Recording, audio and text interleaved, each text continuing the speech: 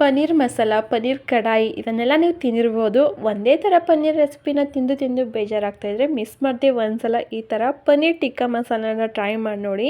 ಖಂಡಿತವಾಗ್ಲೂ ಇದ್ರ ಫ್ಯಾನ್ ಆಗಿಬಿಡ್ತೀರಾ. ಒಂದ್ಸಲ ತಿಂದರೆ ಪದೇ ಪದೇ ಬೇಕು ಅನ್ನೋ ಅಷ್ಟು ಸೂಪರಾಗಿರುತ್ತೆ. ಹಾಗಾದರೆ ಬನ್ನಿ ಕ್ವಿಕ್ ಆ್ಯಂಡ್ ಈಸಿಯಾಗಿ ಯಾವ ಥರ ಮಾಡೋದು ಅಂತ ನೋಡ್ಕೊಳ್ಳೋಣ.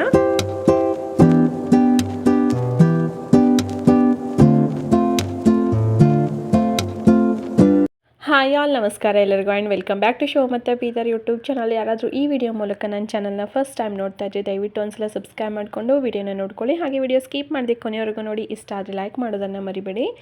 ಈ ಪನ್ನೀರ್ ಟಿಕ್ಕಾ ಮಸಾಲ ಮಾಡ್ಕೊಳ್ಳೋಕ್ಕೆ ನಾನಿಲ್ಲಿ ಒಂದು ಸ್ವಲ್ಪ ತರಕಾರಿಗಳನ್ನ ತೊಗೊಂಡಿದ್ದೀನಿ. ಒಂದು ಕ್ಯಾಪ್ಸಿಕಮು, 3 ಟೊಮೆಟೊ, ಒಂದು 4 ಹಸಿರು ಮೆಣಸಿನ್ಕಾಯಿ, 1-2 ಈರುಳ್ಳಿ, ಹಾಗೆ ಒಂದು ಸ್ವಲ್ಪ ಕರಿಬೇವಿನ ಸೊಪ್ಪು ಮತ್ತು ಒಂದು ಸ್ವಲ್ಪ ಕೊತ್ತಂಬರಿ ಸೊಪ್ಪು, ಮತ್ತು ಇಲ್ಲಿ 200 ಗ್ರಾಮ್ ಆಗೋಷ್ಟು ಪನ್ನೀರನ್ನ ನಾನಿಲ್ಲಿ ತೊಗೊಂಡಿದ್ದೀನಿ. ಇವಾಗ ಎಲ್ಲ ತರಕಾರಿನೂ ಕ್ಲೀನಾಗಿ ವಾಶ್ ಮಾಡಿಕೊಂಡು ನೀಟಾಗಿ ಕಟ್ ಮಾಡ್ಕೋತಾ ಇದ್ದೀನಿ. ಹಾಗೆ ಈ 3 ಟೊಮೆಟೊನ ದಪ್ಪಾಗಿ ಕಟ್ ಮಾಡಿಕೊಂಡು ಅದನ್ನು ನುಣ್ಣಗೆ ಪೇಸ್ಟ್ ಥರ ನಾನಿಲ್ಲಿ ರುಬ್ಕೋತಾ ಇದ್ದೀನಿ. ಇದು ಗ್ರೇವಿಗೋಸ್ಕರ ಆಗುತ್ತೆ. ಇವಾಗ ಟೊಮೆಟೊನ ರುಬ್ಬಿಟ್ಟು ಒಂದು ಕಡೆ ಎತ್ತಿಟ್ಕೋತಾ ಇದ್ದೀನಿ. ಹಾಗೆ ಇವಾಗ ಒಂದು ಮಿಕ್ಸಿಂಗ್ ಬೌಲ್ ತೊಗೊಂಡು ಅದಕ್ಕೆ 1 ಸ್ಪೂನ್ ಆಗೋಷ್ಟು ಎಣ್ಣೆನ ನಾನಿಲ್ಲಿ ಸೇರಿಸ್ಕೋತಾ ಇದ್ದೀನಿ. ನಿಮ್ಮ ರುಚಿಗೆ ತಕ್ಕಷ್ಟು ಖಾರ, ಹಾಗೆ ಒಂದು ಸ್ವಲ್ಪ ಅರಿಶಿನ, ಮತ್ತು ಒಂದು ಅರ್ಧ ಸ್ಪೂನ್ ಆಗೋಷ್ಟು ಗರಂ ಮಸಾಲೆ ಪುಡಿ, ನಿಮ್ಮ ರುಚಿಗೆ ತಕ್ಕಷ್ಟು ಉಪ್ಪು, 1 ಸ್ಪೂನ್ ಆಗೋಷ್ಟು ಧನಿಯಾ ಪುಡಿ, 1 ಸ್ಪೂನ್ ಆಗೋಷ್ಟು ಜೀರಿಗೆ ಪುಡಿ, ಹಾಗೆ ಒಂದು ಸ್ವಲ್ಪ ಕಸೂರಿ ಮೇಥಿನ ಕೈಯಿಂದ ಕ್ರಷ್ ಮಾಡಿಕೊಂಡು ನಾನಿಲ್ಲಿ ಸೇರಿಸ್ಕೊತಾ ಇದ್ದೀನಿ. ಅದ್ರ ಜೊತೆಗೆ 1 ಟೀ ಸ್ಪೂನ್ ಆಗೋಷ್ಟು ಕಡಲೆ ಹಿಟ್ಟನ್ನು ನಾನಿಲ್ಲಿ ಸೇರಿಸ್ಕೊತಾ ಇದ್ದೀನಿ. ನೀವು ಯಾವ ರೀತಿ ಮಾಡ್ತಿದ್ದೀರಾ ಅಂದರೆ ಕ್ವಾಂಟಿಟಿ ನೋಡಿಕೊಂಡು ಕಡಲೆ ಹಿಟ್ಟು ಹೆಚ್ಚು ಕಡಿಮೆ ಮಾಡ್ಕೋಬೋದು, ಹಾಗೆ ಮಸಾಲೆ ಕೂಡ. ಮತ್ತು ಇಲ್ಲಿ ಒಂದು ಅರ್ಧ ಕಪ್ ಆಗೋಷ್ಟು ಗಟ್ಟಿ ಮೊಸರು, ಹಾಗೆ ಫ್ರೆಶ್ ಆಗಿರಬೇಕು ಮೊಸರು, ಹುಳಿ ಇರಬಾರ್ದು. ಯಾಕಂದರೆ ಟೊಮೆಟೊ ಆಲ್ರೆಡಿ ಹುಳಿ ಇರುತ್ತಲ್ಲ, ಅದಕ್ಕೆ ಫ್ರೆಶ್ ಆಗಿರೋ ಒಂದು ಅರ್ಧ ಕಪ್ ಅಷ್ಟು ಮೊಸರನ್ನ ಹಾಕ್ಕೊಂಡು ಎಲ್ಲನೂ ಒಂದ್ಸಲ ಇವಾಗ ನೀಟಾಗಿ ಮಿಕ್ಸ್ ಮಾಡ್ಕೊತಾ ಇದ್ದೀನಿ. ಮಿಕ್ಸ್ ಮಾಡಿಟ್ಕೊಂಡಿರೋ ಮಸಾಲೆಯಲ್ಲಿ ಕಟ್ ಮಾಡಿಟ್ಕೊಂಡಿರೋ ಪನ್ನೀರು, ಹಾಗೆ ಈರುಳ್ಳಿ, ಒಂದು ಈರುಳ್ಳಿನ ನಾನಿಲ್ಲಿ ದಪ್ಪಾಗಿ ಕಟ್ ಮಾಡಿಕೊಂಡು ಇಲ್ಲಿ ಸೇರಿಸ್ಕೊತೀನಿ. ಹಾಗೆ ಕ್ಯಾಪ್ಸಿಕಮ್ನು ಅಷ್ಟೇ ದಪ್ಪಾಗಿ ಕಟ್ ಮಾಡಿಕೊಂಡು ಇಲ್ಲಿ ಸೇರಿಸ್ಕೊತಾ ಇದ್ದೀನಿ. ಇವಾಗ ಎಲ್ಲನೂ ಒಂದ್ಸಲ ನೀಟಾಗಿ ಮಿಕ್ಸ್ ಮಾಡಿಕೊಂಡು ಒಂದು 10 to 15 ಮಿನಿಟ್ಸ್ ಹಾಗೆ ನೆನೆಯೋಕ್ಕೆ ಬಿಡಬೇಕು. ಹಾಗೆ ಒಂದು ಸ್ವಲ್ಪ ನಾನಿಲ್ಲಿ ಗೋಡಂಬಿನೂ ಸೇರಿಸ್ಕೊತೀನಿ. ಗೋಡಂಬಿ ಆಪ್ಷನಲ್ಲು, ನಿಮಗೆ ಬೇಕು ಅಂದರೆ ಸೇರಿಸ್ಕೋಬೋದು, ಇಲ್ಲ ಅಂತಂದರೆ ಇಲ್ಲ. ಒಂದು ಸ್ವಲ್ಪ ಈ ಪನ್ನೀರ್ ಟಿಕ್ಕಾ ಮಸಾಲದಲ್ಲಿ ಆವಾಗವಾಗ ಬಾಯಿಗೆ ಗೋಡಂಬಿ ಸಿಗ್ತಾಯಿದ್ರೆ ತುಂಬಾ ಟೇಸ್ಟಿಯಾಗಿ ಅನಿಸುತ್ತೆ ಅಂತ ನಾನಿಲ್ಲಿ ಸೇರಿಸ್ಕೊಂಡಿದ್ದೀನಿ. ನೋಡ್ಬೋದು ನೀವಾಗ ಎಲ್ಲನೂ ಒಂದ್ಸಲ ನೀಟಾಗಿ ಮಸಾಲೆ ಜೊತೆ ಮಿಕ್ಸ್ ಮಾಡಿಕೊಂಡು ಒಂದು 10 to 15 ಮಿನಿಟ್ಸ್ ರೆಸ್ಟಲ್ಲಿ ಬಿಡ್ತಾಯಿದ್ದೀನಿ. 15 ಮಿನಿಟ್ಸ್ ಆದಮೇಲೆ ಗ್ಯಾಸ್ ಮೇಲೆ ಒಂದು ಕಡಾಯಿನ ಇಟ್ಕೊಂಡು ಅದಕ್ಕೆ ಸಾಸಿವೆ ಜೀರಿಗೆನ ಸೇರಿಸ್ಕೊತಾ ಇದ್ದೀನಿ. ಅದ್ರ ಜೊತೆಗೆ 1 ಏಲಕ್ಕಿ, ಹಾಗೆ 1-2 ಇಂಚ್ ಆಗೋಷ್ಟು ದಾಲ್ಚಿನ್ನಿನ ಸೇರಿಸ್ಕೊಂಡಿದ್ದೀನಿ. ಸಾಸಿವೆ ಸಿಡಿತಾ ಇದ್ದಂತೆ ಕಟ್ ಮಾಡಿ ಇಟ್ಕೊಂಡಿರೋ ಹಸಿರು ಮೆಣಸಿನ್ಕಾಯಿ ಮತ್ತು ಸಣ್ಣದಾಗಿ ಕಟ್ ಮಾಡ್ಕೊಂಡಿರೋ ಈರುಳ್ಳಿ ಮತ್ತು ಕರಿಬೇವಿನ ಸೊಪ್ಪನ್ನು ಸೇರಿಸ್ಕೊಂಡು ಚೆನ್ನಾಗಿ ಕಲರ್ ಚೇಂಜ್ ಆಗೋವರೆಗೂ ನಾನಿಲ್ಲಿ ಫ್ರೈ ಮಾಡ್ಕೋತಾ ಇದ್ದೀನಿ. ನಾವು ಮೊದಲೇ ಖಾರನ ಹಾಕ್ಕೊಂಡಿದ್ವಲ್ಲ, ಅದಕ್ಕೋಸ್ಕರ ಹಸಿರು ಮೆಣಸಿನ್ಕಾಯಿ ನಿಮ್ಮ ಟೇಸ್ಟ್ಗೆ ಅನುಗುಣವಾಗಿ ಹೆಚ್ಚು ಕಡಿಮೆ ಮಾಡಿಕೊಂಡು ಇಲ್ಲಿ ಸೇರಿಸ್ಕೋಬೋದು. ಈರುಳ್ಳಿ ಒಂದು ಸ್ವಲ್ಪ ಕಲರ್ ಚೇಂಜ್ ಆಗ್ತಾ ಇದ್ದಂತೆ ದಪ್ಪಾಗಿ ಜಜ್ಜಿರೋ ಒಂದು 5-6 ಬೆಳ್ಳುಳ್ಳಿನ ನಾನಿಲ್ಲಿ ಸೇರಿಸ್ಕೊತಾ ಇದ್ದೀನಿ.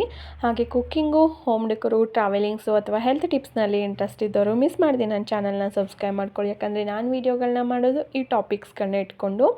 ಈರುಳ್ಳಿ ಕಲರ್ ಚೇಂಜ್ ಆಗ್ತಾ ಇದ್ದಂತೆ ನಾವು ರುಬ್ಬಿಟ್ಕೊಂಡಿದ್ವಲ್ಲ ಟೊಮೆಟೊ, ಅದನ್ನು ಸಹ ಇಲ್ಲಿ ಸೇರಿಸ್ಕೊತಾ ಇದ್ದೀನಿ.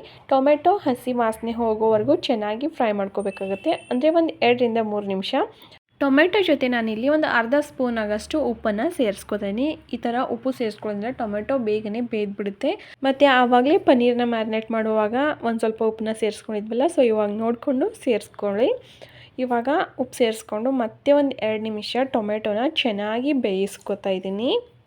ಈ ಥರ ಪನ್ನೀರ್ ಟಿಕ್ಕಾನ ಒಂದ್ಸಲ ಮಿಸ್ ಮಾಡದೆ ಟ್ರೈ ಮಾಡಿ ನೋಡಿ, ತುಂಬಾ ಟೇಸ್ಟಿಯಾಗಿ ಬರುತ್ತೆ. 2 ಚಪಾತಿ ತಿನ್ನೋರು 3 ಚಪಾತಿ ಅಂತೂ ಖಾಲಿ ಮಾಡೋದು ಖಂಡಿತ. ಟೊಮೆಟೊದಲ್ಲಿನ ಹಸಿ ವಾಸನೆ ಹೋಗಾದಮೇಲೆ ನಾವು ಆವಾಗಲೇ ಮ್ಯಾರಿನೇಟ್ ಮಾಡಿ ಇಟ್ಕೊಂಡಿದ್ವಲ್ಲ ಪನ್ನೀರು ತರಕಾರಿ ಎಲ್ಲ ಇದಕ್ಕೆ ಸೇರಿಸ್ಕೊಂಡು ನಿಧಾನಕ್ಕೆ ನೀಟಾಗಿ ಒಂದ್ಸಲ ನಾನಿವಾಗ ಮಿಕ್ಸ್ ಮಾಡ್ಕೋತಾ ಇದ್ದೀನಿ.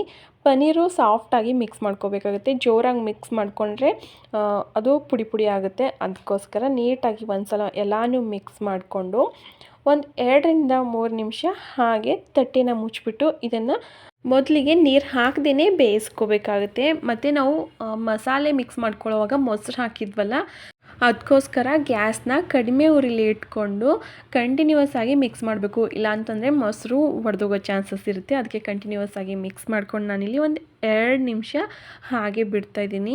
2 ನಿಮಿಷ ಆದಮೇಲೆ ಓಪನ್ ಮಾಡಿಕೊಂಡು ಇವಾಗ ನಾವು ಆವಾಗಲೇ ತರಕಾರಿ ಎಲ್ಲ ಮಿಕ್ಸ್ ಮಾಡಿ ಇಟ್ಕೊಂಡ್ವಲ್ಲ, ಅದೇ ಬೌಲ್ಗೆ ನೀರನ್ನ ಸೇರಿಸ್ಕೊಂಡು ನಾನಿಲ್ಲಿ ಹಾಕ್ಕೋತಾಯಿದ್ದೀನಿ. ನಾನಿಲ್ಲಿ 1.5 ಕಪ್ ಆಗಷ್ಟು ನೀರನ್ನ ಸೇರಿಸ್ಕೊತಾಯಿದ್ದೀನಿ.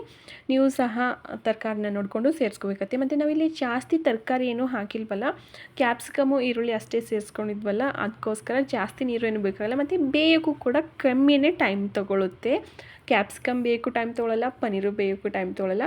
ಸೊ ಇದೊಂಥರ ಕ್ವಿಕ್ ರೆಸಿಪಿ ಅಂತಲೇ ಹೇಳ್ಬೋದು. ತುಂಬಾ ಟೇಸ್ಟ್ ಆ್ಯಂಡ್ ಕ್ರೀಮಿಯಾಗಿರುತ್ತೆ, ಬೇಗ ಕ್ವಿಕ್ಕಾಗಿ ಕೂಡ ಆಗುತ್ತೆ. ಮನೆಗೆ ಯಾರಾದರೂ ಬಂದರೆ ಏನು ಮಾಡಬೇಕು ಅಂತ ಯೋಚನೆ ಮಾಡ್ತಾಯಿದ್ರೆ ಕ್ವಿಕ್ಕಾಗಿ ಕೂಡ ಮಾಡ್ಕೋಬಹುದು ಈ ಪನ್ನೀರ್ ಟಿಕ್ಕಾ ಮಸಾಲಾನ. ಇವಾಗ ನೀರು ಹಾಕಿದ ಮೇಲೆ ಎಲ್ಲನೂ ಒಂದ್ಸಲ ನೀಟಾಗಿ ಮಿಕ್ಸ್ ಮಾಡಿಕೊಂಡು ಮತ್ತೆ ಒಂದು 2ರಿಂದ 3 ನಿಮಿಷ ತಟ್ಟೆನ ಮುಚ್ಚಿಬಿಟ್ಟು ಬೇಯಿಸ್ಕೊಂಡಿದ್ದೀನಿ. ತಟ್ಟೆ ತೆಗೆದಾದ್ಮೇಲೆ ನೋಡ್ಬೋದು ನೀವು ಕ್ಲೀನಾಗಿ ಎಣ್ಣೆ ಬಿಟ್ಟಿದೆ ಎಲ್ಲ ಆ ಕಡೆ. ಈ ಥರ ಎಣ್ಣೆ ಬಿಟ್ಟರೆ ನಮ್ಮ ಪನ್ನೀರ್ ಟಿಕ್ಕಾ ಮಸಾಲ ಆಲ್ಮೋಸ್ಟ್ ರೆಡಿ ಆಗಿದೆ ಅಂತ. ಮತ್ತು ಇವಾಗ ಎಲ್ಲನೂ ಒಂದ್ಸಲ ನೀಟಾಗಿ ಮಿಕ್ಸ್ ಮಾಡ್ಕೊತಿದ್ದೀನಿ. ಆವಾಗವಾಗ ಈ ಥರ ಮಿಕ್ಸ್ ಮಾಡ್ಕೊಂಡಿರಬೇಕು, ಇಲ್ಲ ಅಂತಂದರೆ ಕೆಳಗಡೆ ತಳ ಅಂಟ್ಕೊಂಡು ಬಿಡುತ್ತೆ. ಇವಾಗ 90% ರೆಡಿ ಆಗಿದೆ ನಮ್ಮ ಪನ್ನೀರ್ ಟಿಕ್ಕಾ ಮಸಾಲ. ಇವಾಗ ನಾನಿಲ್ಲಿ ಸಣ್ಣದಾಗಿ ಕಟ್ ಮಾಡಿಟ್ಕೊಂಡಿರೋ ಕೊತ್ತಂಬರಿ ಸೊಪ್ಪನ್ನು ಸೇರಿಸ್ಕೊತೀನಿ. ಅದ್ರ ಜೊತೆಗೆ ಒಂದು ಅರ್ಧ ಕಪ್ ಆಗಷ್ಟು ಕ್ರೀಮ್ನ ಸೇರಿಸ್ಕೊತೀನಿ. ನಾನಿಲ್ಲಿ ಮನೇಲಿ ಹಾಲನ್ನ ಕಾಯಿಸ್ಕೊಂಡಿರ್ತೀವಲ್ಲ, ಅದ್ರ ಮೇಲೆ ಬರೋ ಕೆನೆನೇ ನಾನಿಲ್ಲಿ ಸೇರಿಸ್ಕೊತೀನಿ.